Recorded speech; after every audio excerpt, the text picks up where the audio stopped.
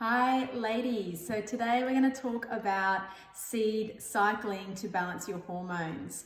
So why am I sitting in my kitchen? Because food is medicine, and this is medicinal food that we're going to be talking about today. Hormonal strife is a big issue for so many women, and many of us actually suffer in silence, or we track around to various specialists trying to get a solution, and we just don't find anything that satisfies us. And our day-to-day life, the food we eat, the environments that we're in, our lifestyle, our stress is really feeding into hormonal trouble in our bodies. So today I'm going to be focusing on seed cycling. It's such a simple nutritional method to help rebalance your hormones, particularly for your menstrual cycle. And if you're not menstruating, that's okay. This is still going to balance your estrogen and progesterone in your body. So just a quick little science revision lesson. Many women do not have a good understanding of what their normal cycle is. So I'm going to do a little bit of a revision here for a lot of us, or it might be new information for you. So the normal cycle we talk about is the menstrual cycle, and this magic number that we talk about the most is 28 days. You don't need to have a 28-day cycle. Some of us are 26, some of us are more in the range of 30, but 28 is the kind of working number that we like to use. So adapt it as you need for your cycle. Now, if you are not menstruating, you can still follow seed cycling. So stay tuned, I'll mention how towards the end of the video. So seed cycling, what on earth am I talking about? In our 28-day cycle, what we're looking at is the ratio changes in our hormones. And our key hormones we're talking about in this sense for women is our estrogen and our progesterone. So it's very similar in all hormonal systems in our body. It's a seesaw effect between opposing hormones. What's happening in our first 14 days of our cycle? So what is days 1 to 14? The first day of your cycle is the first day of your period, menstruation, or bleeding. That's day 1. And we count through to day 14. Day 12 to 14 is typically the day that women will be ovulating, and then the remainder of the cycle will be coming into that next phase when you're going to start your bleed again, and that will start at day 1 again. So the first 14 days, our seed is what we're going to be eating to help support that estrogen balance in the body. Now, what the big problem is that many of us aren't really aware of is that we actually have a huge proportion of estrogen dominance in the population of women around the world for a whole range of reasons. Now that can mean that you actually have relatively more estrogen in your body, which can cause a lot of side effects such as bloating, headaches, irregular periods, and a whole range of other problems, including fertility issues. And a lot of women think that they don't have enough estrogen. Most of us are actually in excess. So for the first 14 days, we're looking at supporting the body to be able to bind up excessive estrogen. And estrogen is our predominant hormone in the first 14 days of our cycle. It's building up during that phase. So what we're going to do to support the body in binding excessive estrogen, but also in producing healthy estrogens rather than toxic forms that can arise from some foods we eat and plastics that we consume our food in, we're going to be focusing on 2 seeds, pumpkin seeds or pepitas, depending on where you live, and also linseed or flax seed. Now, these 2 seeds, it's not an accident that we're using these seeds. Both these seeds are very high in zinc, and that's the magic mineral that's actually assisting in this process. So how do we use these seeds?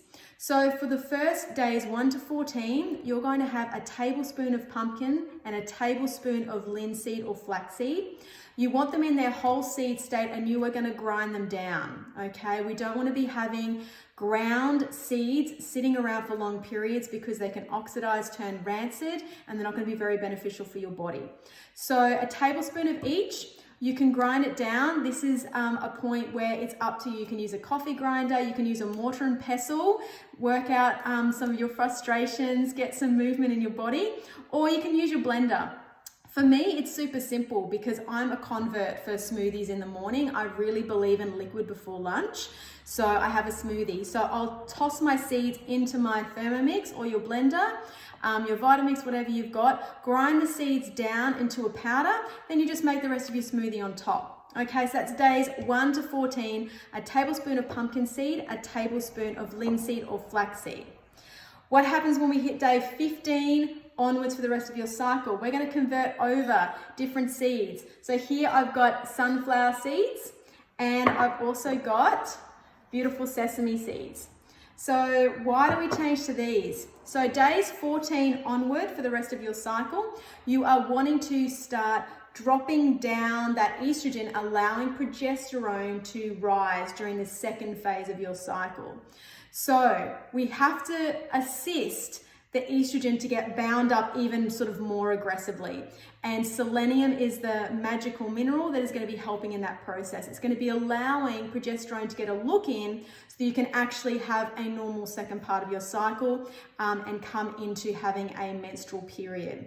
Now, if you are not regularly menstruating, you do not have to worry. You can still participate in seed cycling and have a look after your body and assist you perhaps either getting back into a regular cycle or just assisting in your hormone balance.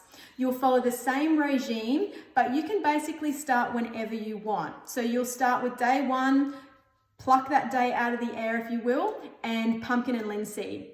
After 14 days of that regime, you'll change over to a tablespoon each of your sunflower seed and your sesame seeds together.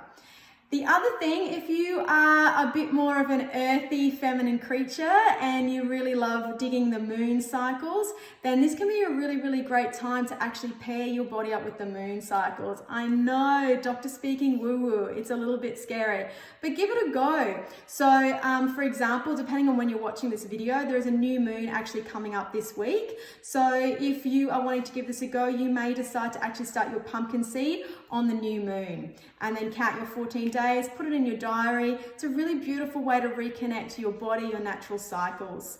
So give this a go. It will do your body no harm whatsoever. These are great nutritional seeds to have in your day-to-day diet, irrespective. Zinc in particular through pumpkin seeds are also fabulous for the man in your life. So if you want to start putting some pumpkin seeds in his smoothie as well, you will also enjoy those benefits, ladies. So thank you so much for your time and attention. I hope this has been helpful. This has been a game changer for me. I was on the pill from the age of 15 to essentially about 38. And it caused havoc with my body that I wasn't even aware of until I decided to go off it. When I decided to stop taking the pill, I went straight onto seed cycling, and I have no doubt in my mind it supported me immensely, and my cycles resumed so beautifully. All my estrogen withdrawal headaches from the pill went away, bloating declined, I had less premenstrual tension, I had less bloating, my body was just way happier, and it was a really, really beautiful thing to be able to reconnect with my cycle. So good luck with it. If you've got any questions, flick them in the comments and subscribe for weekly content to my show. Have a great day. Bye.